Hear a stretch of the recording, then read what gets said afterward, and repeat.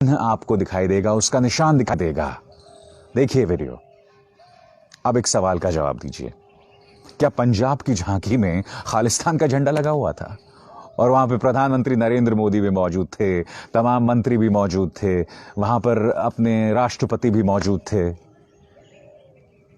आपको जो प्रचार तंत्र सिखाता है, कहता है, कृपया अपना दिमाग पहले लगाएं। और बात यहां नहीं रुकती।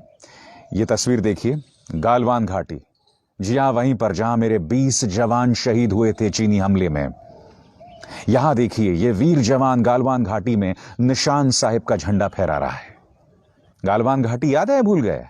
हाँ, वही गालवान घाटी जहां पर जब मेरे 20 जवान शहीद हुए थे तो आज तक प्रधानमंत्री नरेंद्र मोदी के मुंह से चीन शब्द नहीं निकला। बहुत सुविधावादी है आप लोगों की देशभक्ति। जी हां, और जो लोग निशान साहिब को खालिस्तानी बता रहे हैं, कृपया अब आप ये तस्वीर देखिए। प्रधानमंत्री नरेंद्र मोदी यहां दिख रहे हैं, दो प्यारे प्यारे सिख बच्चों के साथ, और प्रधानमंत्री जो साफा सिर पे उन्होंने बांधा हुआ है उस पर निशान देखिए, यह भी निशान साहिब का चिन्ह है। तो क्या प्रधानमंत्री नरेंद्र मोदी यहां पर कहा जा सकता है कि खालिस्तान का चिन्ह पहने हुए थे? क्या यह सवाल आपको खुद से नहीं पूछना चाहिए? और आज ये कौन लोग हैं जो तिरंगे के अपमान की बात कर रहे हैं? 2017 की ये तस्वीर देखिए दोस्तों, यहां पर गाजियाबाद में योगी आदित्यनाथ की रैली होती है और आप इस तस्वीर में साफ तौर पर देख सकते हैं कि तिरंगे के ऊपर जो है, यहां पर आप देख सकते हैं, भारतीय जनता पार्टी का ध्वज है वो फहराया जा रहा है। ये लोग बात करते हैं तिरंगे के अपमान की। आजादी के बाद 52 सालों तक आरएसएस के दफ्तर में तिरंगा नहीं फहराया गया। मैं नहीं बोला हूं, 2002 शायद था जब एक व्यक्ति वो नागपुर में आरएसएस के दफ्तर में घुस गया था, उसने जबरदस्ती वहां तिरंगा फहराया और आप जानते हैं आरएसएस ने उन 3 लोगों के खिलाफ अदालत में केस किया था। क्यों? क्योंकि उन्होंने तिरंगा फहराया था आरएसएस के दफ्तर में। ये कौन लोग हैं जो तिरंगे के अपमान की बात करते हैं? आपको कहीं ना कहीं खुद से ये सवाल भी जरूर पूछने पड़ेंगे। हकीकत क्या है दोस्तों, इसमें दो राय नहीं है कि आने वाले दिनों में किसान आंदोलन बहुत मुश्किल होने जा रहा है। मुश्किल होने जा रहा है क्योंकि प्रचार तंत्र के जरिए लगातार सरकार जो है उन्हें टारगेट करने वाली है। मगर अच्छी बात यह है कि उस प्रचार तंत्र की कोई विश्वसनीयता नहीं है। और जब मैं प्रचार तंत्र कह रहा हूं तो न सिर्फ मैं बीजेपी आईटी सेल की बात कर रहा हूं, बल्कि हमारे जो न्यूज चैनल्स हैं उनकी अब कोई विश्वसनीयता नहीं रही।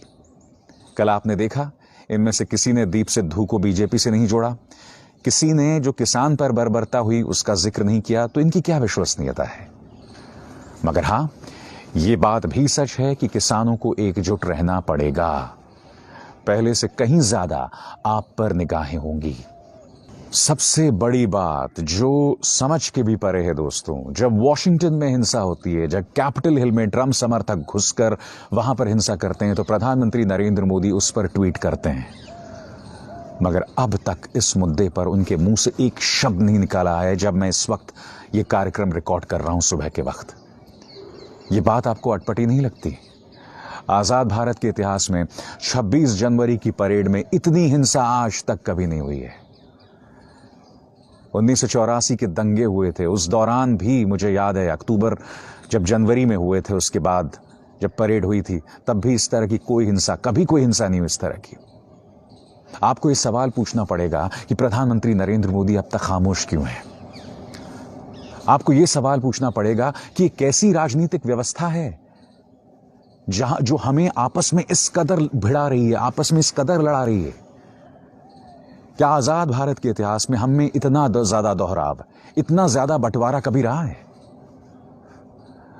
और क्या कभी आपने देखा है कि प्रचार तंत्र या न्यूज का जो मीडिया है उसने कभी सरकार से इस तरह से सवाल नहीं किए?